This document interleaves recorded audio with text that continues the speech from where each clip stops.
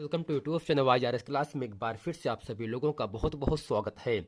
जैसा कि दोस्तों आपको पता होगा, वर्ष 2023 यूपी बोर्ड में दोस्तों 27/2/2023 को पेपर हो, जिसमें दोस्तों जो आपका पेपर हुआ आपका दोस्तों विज्ञान का पेपर हुआ। दोस्तों आज हमारे सामने 931 यहाँ पर दिया है, लेकिन 824 ईपी कोड का एक पेपर है। इस पेपर में जितने भी बहुविकल्पी और अतिरिक्त के जितने प्रश्न हैं, उन सही प्रश्नों को हम अच्छे तरीके से पढ़ने वाले हैं। अब दोस्तों इस पूरे सेट में, इस पूरे प्रश्न में प्रश्न नंबर 1 आपके सामने कह रहा है। तो दोस्तों यहाँ से खंड आ है बहुविकल्पी प्रश्न। इसमें दोस्तों यहाँ से उपखंड का जो आपका पहला प्रश्न कह रहा है, इसमें कह रहा है एक लेंस की क्षमता -2.5 डायोप्टर है। लेंस की फोकस दूरी तथा प्रकृति क्या होगी। अर्थात दोस्तों आपको ये पता होना चाहिए, अगर लेंस की क्षमता माइनस में दी है तब दोस्तों जो लेंस होगा, जो लेंस की फोकस दूरी होता है, अर्थात जो लेंस होगा वह दोस्तों अवतल लेंस होगा। अर्थात अवतल लेंस की क्षमता माइनस में होता है, जबकि दोस्तों उत्तल लेंस की क्षमता प्लस में होता है। अब दोस्तों यहाँ आपके सामने कह के आ रहा है, प्रश्न है यहाँ से ऑप्शन में है 40 सेंटीमीटर अवतल, 40 सेंटीमीटर उत्तल, 4 सेंटीमीटर अवतल और 4 सेंटीमीटर उत्तल। और दोस्तों आपको ये पता होना चाहिए, लेंस की क्षमता का सूत्र होता है यहाँ से P बराबर 1/F। अब दोस्तों अगर यहाँ से F का मान निकालना है तो होगा 1/P। जैसा कि दोस्तों 1/P का मान दिया है 2.5 दिया है। अब दोस्तों दशमलव को हटाने के बाद हमें यहाँ से 10 से गुणा भाग करना होगा। अर्थात दोस्तों यहाँ से जब इसको हल करते हैं, अगर दोस्तों यहाँ से फोकस दूरी को माना जाए सेंटीमीटर में, तब दोस्तों सूत्र होता है P बराबर 100/F। दोस्तों ऊपर यहाँ से 100 हो गया। अब दोस्तों जब भाग करते हैं तो आपको यहाँ से दोस्तों मिलता है कितना, 40 मिल जाएगा। अगर दोस्तों 40 मिल रहा है तो यहाँ से कह रहा है लेंस की फोकस दूरी तथा प्रकृति क्या होगी। तो आपको ये पता होना चाहिए, अवतल लेंस की क्षमता माइनस में होता है। अगर दोस्तों यहाँ से फोकस दूरी पूछ रहा है तो दोस्तों एफ का मान कितना आया आपका 40, यानी 40 सेंटीमीटर अवतल लेंस होगा, जो कि दोस्तों ऑप्शन नंबर यहाँ से आपका पहला सही है। अब प्रश्न नंबर 2 कह रहा है, एक वैद्युत शक्ति P तथा प्रतिरोध R से व्यक्त होता है, तब विद्युत धारा व्यक्त होती है। अर्थात दोस्तों पहला ऑप्शन है P/R है, दूसरा है इन रूट P/R है, तीसरा है रूट के अंदर R/P है, चौथा है रूट के अंदर P/R। तो दोस्तों यहाँ से अगर वैद्युत शक्ति P प्रतिरोध R दिया गया है, तब दोस्तों इन दोनों के संबंध में जो धारा का सूत्र होता है वह दोस्तों रूट के अंदर P/R होता है, जो कि दोस्तों इन चारों ऑप्शन में ऑप्शन नंबर यहाँ से आपका चौथा सही होगा। अब दोस्तों प्रश्न नंबर 3 आपके सामने कह रहा है, प्रकाश की चाल माध्यम 1 व माध्यम 2 में क्रमशः V1 तथा V2 हो। अगर दोस्तों यहाँ से जो प्रकाश की चाल है, पहला माध्यम 1 में प्रकाश की चाल V1 है और माध्यम 2 में प्रकाश की चाल V2 है, तब माध्यम 1 का अपवर्तनांक माध्यम B के 2 के सापेक्ष क्या होगा। अब दोस्तों ऑप्शन यहाँ से है V1/V2 है, V2/V1 है, V1 इंटू V2 है, V1 प्लस V2 है। अगर दोस्तों प्रश्न में माध्यम 1 और माध्यम 2 का अपवर्तनांक दिया है, अगर पूछे यहाँ से माध्यम 1 का अपवर्तनांक माध्यम 2 के सापेक्ष क्या होगा, अर्थात दोस्तों यहाँ से होता क्या है, दोस्तों यहाँ से माध्यम 1 के सापेक्ष माध्यम 2 का अपवर्तन दोस्तों क्या होगा, N2/N1। अर्थात यहाँ से V2 दोस्तों V1। अर्थात यहाँ से इन चारों ऑप्शन में ऑप्शन नंबर यहाँ से आपका दूसरा सही हो जाएगा। अर्थात दोस्तों यहाँ से कह रहा है माध्यम 1 है, माध्यम 2 है ना, माध्यम 1 के सापेक्ष माध्यम 2 का अपवर्तनांक दोस्तों पूछ रहा है। दोस्तों सूत्र क्या होता है, N2/N1। तो दोस्तों पहले हमें दाएं तरफ जाना है, फिर आपको बाएं तरफ आना है। तो N2/N1 होता है, तो दोस्तों N2 का मतलब अंश हो जाएगा, N1 का मतलब दोस्तों आपका हर हो जाएगा। अर्थात यहाँ से V2/V1 क्या होगा, इन चारों ऑप्शन में ऑप्शन नंबर आपका यहाँ से दूसरा सही होगा। और दोस्तों प्रश्न नंबर यहाँ से चौथा आपके सामने कह रहा है, इनमें से कौन सा कथन असत्य है। पहला है चुंबकीय क्षेत्र रेखाएं चुंबक के उत्तरी ध्रुव से प्रकट होती हैं, दूसरा है चुंबकीय क्षेत्र रेखाएं चुंबक के भीतर दक्षिण से उत्तर ध्रुव की ओर होती है, सी है चुंबकीय क्षेत्र रेखाएं परस्पर एक दूसरे को प्रतिच्छेद करती हैं, और दोस्तों यहाँ से है चुंबकीय क्षेत्र रेखाएं बंद वक्र होती हैं। अर्थात दोस्तों इन चारों ऑप्शन में यहाँ से कह रहा है कौन सा कथन असत्य है।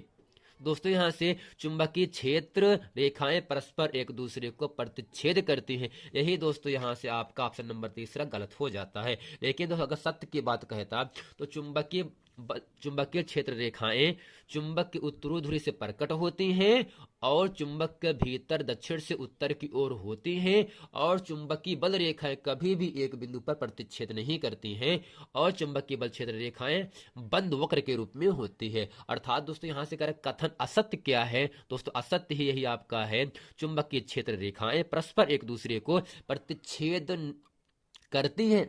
दोस्तों ये गलत है, प्रतिच्छेद करती रेखाएं होती हैं चुंबकीय बल रेखाएं। इसलिए दोस्तों प्रश्न नंबर यहाँ से 4 का सी आपका सही हो जाता है। अब यहाँ से है प्रश्न नंबर 5 है, इनमें से किस दर्पण का दृष्टि क्षेत्र अधिकतम होता है? उत्तल दर्पण, समतल दर्पण, अवतल दर्पण या इनमें से कोई नहीं। तो दोस्तों दृष्टि क्षेत्र अधिकतम होता है दोस्तों इन चारों ऑप्शन में। ऑप्शन नंबर यहाँ से आपका पहला सही हो जाएगा, अर्थात उत्तल दर्पण। अर्थात उत्तल दर्पण की दृष्टि क्षेत्र सबसे अधिक होती है। अगर दोस्तों यहाँ से न्यूनतम कहता तब दोस्तों अवतल दर्पण हो जाता, लेकिन उत्तल दर्पण की दृष्टि क्षेत्र सबसे दोस्तों ज्यादा होता है। अब दोस्तों प्रश्न नंबर 6 कह रहा है आपके सामने यहाँ से, R2R ओम के प्रतिरोध को श्रेणी क्रम में जोड़ने पर कुल प्रतिरोध R1 तथा समांतर क्रम में जोड़ने पर R2 हो, तब दोस्तों यहाँ से R1 बटे R2 का मान क्या होगा? जब दोस्तों यहाँ से R1 व R2 को हम यहाँ से प्रतिरोध को श्रेणी क्रम में जोड़ेंगे, जिसका दोस्तों कुल प्रतिरोध दिया है दोस्तों यहाँ से R1 तो दोस्तों होगा R प्लस 2R दोस्तों होगा, तो यहाँ पर होगा R1 बराबर 3R दोस्तों हो गया ना। अब यहाँ से इन दोनों प्रतिरोधों को हमको जोड़ देना है समांतर क्रम में। अब दोस्तों यहाँ से इसका दिया है 1/R2 बराबर 1/R प्लस 1/2R, तो 1/R प्लस 1/2R। और दोस्तों यहाँ से 1/R2 का मान निकालेंगे, इसका एलसीएम 2R हो गया दोस्तों। R से R कटेगा, दो ही करना दोस्तों, 2 R से 2R कटे, केवल 1 मिला। तो दोस्तों यहाँ से R2 का मान क्या होगा? तो दोस्तों यहाँ से R2 का मान हो जाएगा 2R बटे 3, 2R बटे 3। और दोस्तों यहाँ से हमें R1 और R2 का मान निकालना है, तो R1 बटे R2 बराबर दोस्तों क्या होगा? दोस्तों R1 का मान यहाँ से 3R है ना, और R2 का मान कितना यहाँ से है? R2 का मान 2R बटे 3 है, तो 2R बटे दोस्तों 3 होगा। अब दोस्तों करते क्या है यहाँ से, तो दोस्तों R से R कट गए ना, तो 3 का दोस्तों गुणा होता है, 3 में 3 त्रिक्का 9 बटे 2, तो यहाँ से R1 बटे R2 बराबर 9 बटे 2। जैसा कि दोस्तों आपको यहाँ पर दिख रहा होगा R1 बटे R2 9 बटे 2 का मान इन चारों ऑप्शन में ऑप्शन नंबर यहाँ से आपका 20 सही हो जाता है। अब दोस्तों प्रश्न नंबर यहाँ से 7 कह रहा है, धारावाही वृत्ताकार कुंडली में फेरों की संख्या n गुना बढ़ाने पर कुंडली के केंद्र पर चुंबकीय क्षेत्र में क्या परिवर्तन होता है?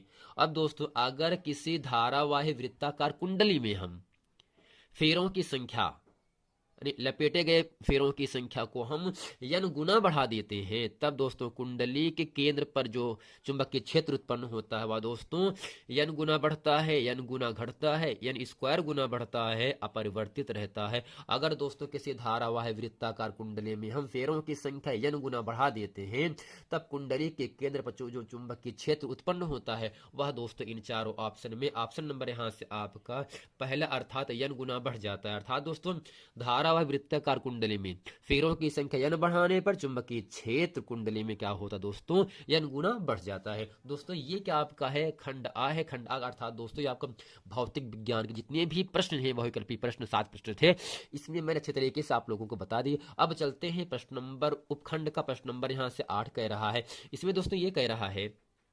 CH3CH2OH, अर्थात दोस्तों यहाँ से कार्बन कितना है? 2 है, यानी C2, और दोस्तों यहाँ से H3H2 का मतलब H5 और दोस्तों आपका OH हो गया। अर्थात दोस्तों C2H5OH को OH का IUPAC नाम क्या होता है? International union of pure applied chemist क्या होगा? अर्थात दोस्तों एक आपका नाम दिया गया है C2H5OH, जिसे दोस्तों हम एथिल एल्कोहल कहते हैं। इसका उपयोग शराब को बनाने में भी किया जाता है। अब दोस्तों C2H5OH का IUPAC नाम कितना होता है? जैसा कि दोस्तों आपको यहाँ से दिख रहा है सी कितना है 2 है, एच आपका 5। दोस्तों हमें केवल कार्बन से ही मतलब है, कार्बन कितना है 2 है। दोस्तों एक कार्बन के लिए, 2 कार्बन के लिए दोस्तों हम एथ लगाते हैं। दोस्तों एक कार्बन के लिए मेथ, 2 कार्बन के लिए एथ लगाते हैं। और दोस्तों यहाँ से ये जाएगा एल्केन में तो एन जोड़ देंगे। दोस्तों यहाँ से C2H5OH का जो IUPAC नाम होता है वह दोस्तों 2 कार्बन के लिए हम लगाते हैं एथ, और दोस्तों एन जोड़ेंगे तो हो जाएगा एथेन। अर्थात दोस्तों C2H5OH का जो IUPAC नाम होता है वह दोस्तों एथेन होता है, जो कि ऑप्शन नंबर यहाँ से आपका पहला सही हो जाता है। अब दोस्तों यहाँ आपके सामने प्रश्न नंबर यहाँ से 9 कह रहा है। दोस्तों इसमें कह रहा है निम्नलिखित में से कौन सी एक दहन अभिक्रिया है।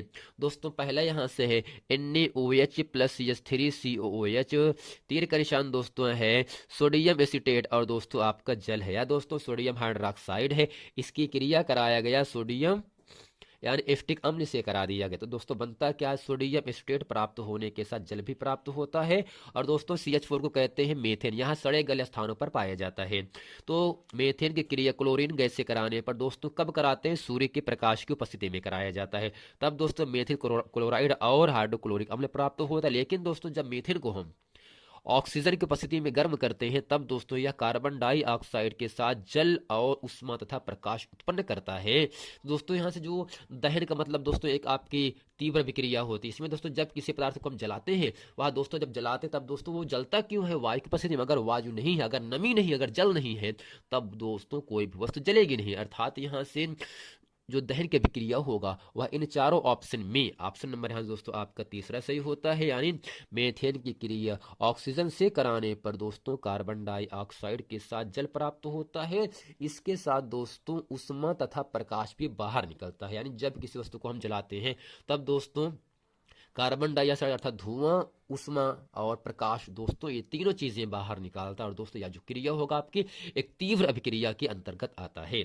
अब दोस्तों प्रश्न नंबर 10 कह रहा है एक समूह में ऊपर से नीचे जाने पर, एक समूह में ऊपर से नीचे जाने पर परमाणु का साइज बढ़ता है क्योंकि। दोस्तों पहला है समूह के नीचे जाने पर एक नया कोष जुड़ जाता है। नाभिक तथा सबसे बाहरी कोष के बीच की दूरी स्थिर रहती है। नाभिक में आवेशों की संख्या स्थिर रहती है, उपर्युक्त में से कोई नहीं। तो दोस्तों यहां से जब किसी समूह में हम ऊपर से नीचे जाने पर परमाणु का जो साइज बढ़ जाता है, क्योंकि दोस्तों होता क्या है, समूह में नीचे जाने पर एक नया कोष जुड़ जाता है। समूह में नीचे जाने पर क्या होता है, एक नया कोष जुड़ जाता है। इसलिए दोस्तों इन चारों ऑप्शन में ऑप्शन नंबर यहां से आपका पहला सही हो जाता है। और दोस्तों प्रश्न नंबर 11 कह रहा है यहां से प्लास्टर ऑफ पेरिस का रासायनिक सूत्र है। तो दोस्तों जो प्लास्टर ऑफ पेरिस प्राप्त होता है वह दोस्तों जिप्सम के साथ 140 से 150 डिग्री सेंटीग्रेड पर गर्म करने पर आपका दोस्तों प्लास्टर ऑफ पेरिस प्राप्त होता है।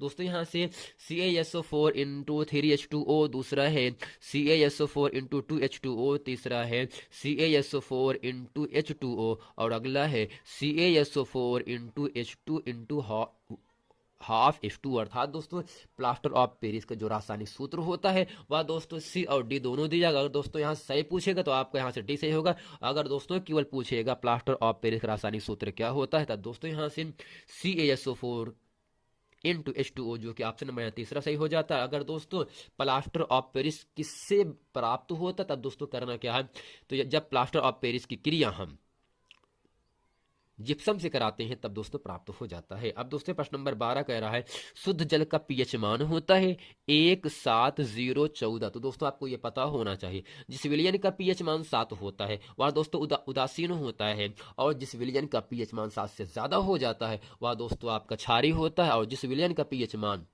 7 से कम होता है वह दोस्तों विलयन आपका अम्लीय होता है। दोस्तों जो आपका शुद्ध जल होता है इसमें तो ना दोस्तों गंध आती है, ना तो इसका कोई रंग, ना तो कोई इसका स्वाद होता है, कुछ नहीं होता है ना।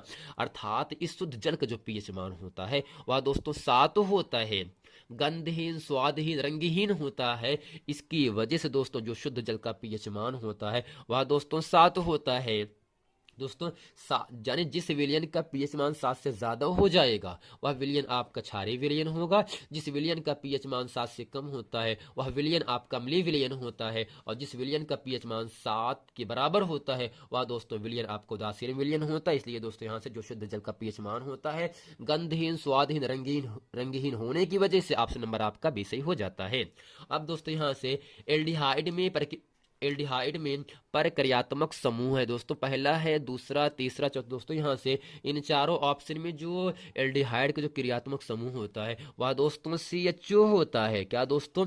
CHO हो, जिसमें दोस्तों कार्बन और ऑक्सीजन के बीच डबल बॉन्ड और कार्बन और हाइड्रोजन के बीच सिंगल बॉन्ड जुड़ा होता है। दोस्तों जो एल्डिहाइड का क्रियात्मक समूह होता है वह दोस्तों CHO होता है। इसमें कार्बन और ऑक्सीजन के बीच डबल बॉन्ड और कार्बन और हाइड्रोजन के बीच सिंगल बॉन्ड उपस्थित होता है। जैसा कि दोस्तों यहाँ से आपको दिख रहा होगा, कार्बन ऑक्सीजन के बीच डबल बॉन्ड और कार्बन हाइड्रोजन के बीच सिंगल बॉन्ड। इन चारों ऑप्शन में ऑप्शन नंबर यहाँ से आपका 20 सही हो जाएगा। अब दोस्तों प्रश्न नंबर 14 आपके सामने कह रहा है यहाँ से, दोस्तों इसमें कह रहा है निम्नलिखित में से कौन उत्पादक है।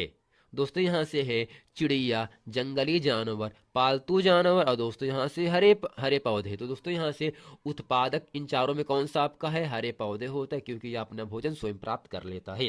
दोस्तों 15 है मटर के लंबे पौधे कैपिटल TT और बौने पौधे को दोस्तों यहाँ से स्मॉल TT के मध्य क्रॉस कराने पर, संकरण कराने पर प्रथम संतति पीढ़ी में मिलेंगे। दोस्तों क्या मिलते हैं? पहला है सभी लंबे पौधे, दूसरा है सभी बौने पौधे, तीसरा है आधे लंबे और आधे बौने पौधे, 3/4 लंबे और 1/4 बौने पौधे। तो दोस्तों यहाँ से जब लंबे पौधे कैपिटल TT और छोटे पौधे अर्थात बौने पौधे स्मॉल TT के मध्य संकरण कराया जाता है, क्रॉस कराया जाता है, तब दोस्तों प्रथम संतति में प्राप्त पीढ़ी के जो पौधे प्राप्त होते हैं दोस्तों इन चारों ऑप्शन में ऑप्शन नंबर यहाँ से आपका पहला अर्थात सभी लंबे पौधे प्राप्त हो जाते हैं। तो दोस्तों आशा करते हैं प्रश्न नंबर 1 से प्रश्न नंबर 15 तक 15 तक अच्छे तरीके से आप लोगों को समझ में आ गया होगा। अब दोस्तों चलते हैं प्रश्न नंबर 16 पढ़ते हैं। अब दोस्तों प्रश्न नंबर 16 कह रहा है निम्नलिखित में से कौन सा जोड़ा प्रकाश संश्लेषण की अभिक्रिया में प्रयोग किया जाता है। दोस्तों पहला यहाँ से है कार्बन डाइऑक्साइड एवं ऑक्सीजन, दूसरा है जल एवं ऑक्सीजन, तीसरा है जल एवं कार्बन डाइऑक्साइड, चौथा है कार्बन डाइऑक्साइड एवं नाइट्रोजन। और दोस्तों यहाँ से आपको ये पता होना चाहिए 6 में है, 7 में है, 9 में है, 8 में भी है, 10 में भी दोस्तों है ही। दोस्तों यहाँ से प्रकाश संश्लेषण की अभिक्रिया में कौन सा जोड़ा सही उपयुक्त किया जाता है। दोस्तों इन चारों ऑप्शन में ऑप्शन नंबर यहाँ से आपका तीसरा अर्थात तो जल एवं कार्बन डाइऑक्साइड। दोस्तों ये एक ऐसे जोड़े होते हैं जो प्रकाश संश्लेषण की अभिक्रिया के लिए अति आवश्यक होते हैं। अब दोस्तों प्रश्न नंबर 17 कह रहा है समान एकलिंगी नर पुष्प में नहीं पाया जाता है। सामान्य एकलिंगी नर पुष्प में नहीं पाया जाता है। दोस्तों यहाँ से बाह्य दल, पंखुड़ी, पुंकेसर, वर्तिकाग्र। तो दोस्तों यहाँ से बाह्य दल, पुंकेसर, पंखुड़ी या दोस्तों एकलिंगी नर पुष्प में पाया जाता है, लेकिन दोस्तों जो वर्तिकाग्र होता है जो कि ऑप्शन नंबर यहाँ से चौथा है, यह दोस्तों एकलिंगी नर पुष्प में नहीं पाया जाता है। केवल वर्तिकाग्र एक ऐसा लिंग वहां से है जो कि दोस्तों सामा एकलिंगी नरपुष्प में नहीं पाए जाते, जबकि दोस्तों बाह्य दल, पुंकेसर और पंखुड़ी सामान्य एकलिंगी नरपुष्प में पाया जाता है। इसलिए दोस्तों यहाँ से एकलिंगी नरपुष्प में नहीं पाया जाता है, वो आपका वर्तिकाग्र होता है। प्रश्न नंबर 18 कह रहा है इंसुलिन स्रावित होता है। ऑप्शन है थायराइड ग्रंथि द्वारा, बी है अग्नाशय द्वारा, सी है पीयूष ग्रंथि द्वारा, दोस्तों चौथा यहाँ से है वृषण द्वारा। तो दोस्तों यहाँ से इंसुलिन जो स्रावित करता है, इंसुलिन जो बाहर निकालता है, जो स्रावित करता है, जो रस स्रावित करता है, वह दोस्तों आपका अग्नाशय द्वारा स्रावित होता है। और दोस्तों अग्नाशयी रस होता है, अर्थात इंसुलिन स्रावित होता है अग्नाशय के द्वारा स्रावित होता है, जो कि दोस्तों इन चारों ऑप्शन में ऑप्शन नंबर यहाँ से आपका बी सही है।